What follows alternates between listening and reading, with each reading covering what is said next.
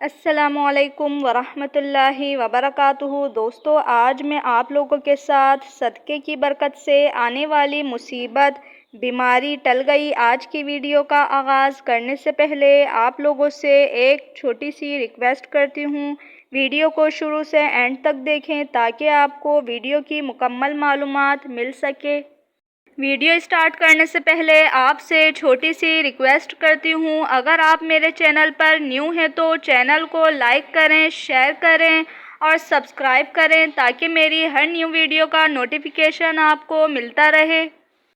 آپ لوگوں نے سنا ہوگا صدقے سے آنے والی بلائیں ٹل جاتی ہیں، صدقے سے اللہ پاک کا غضب ٹھنڈا ہو جاتا ہے، بیماریاں ٹل جاتی ہیں، صدقے کی برکت سے اللہ پاک عمر میں بھی اضافہ فرما دیتا ہے۔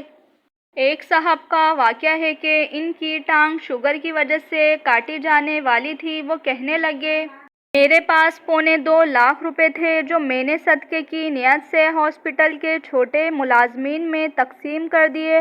آپریشن والے دن سرجری کے لیے ڈاکٹرز کی میٹنگ ہوئی۔ ایک ڈاکٹر نے کہا فلاں دوا ہے، اس پر وہ آزما کر دیکھتے ہیں، شاید آپریشن نہ کرنا پڑے۔ میڈیکل بورڈ اس رائے سے متفق نہیں تھا۔ اس ڈاکٹر نے کہا کوئی بات نہیں، آزما لیتے ہیں۔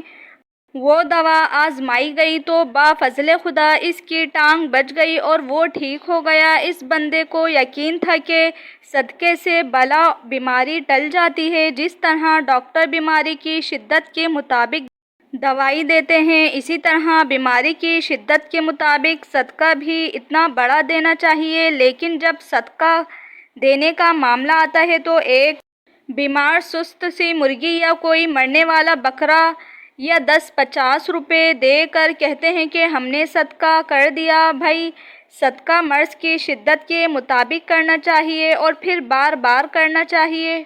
اس واقعے سے یہی سبق ملا ہے کہ ہمیں صدقہ کرنا چاہیے اور دل سے کرنا چاہیے، یہ نہیں کہ بے دلی اور کنجوسی سے صدقہ کریں اور پھر کہہ دیں کہ صدقہ ہم نے کر دیا۔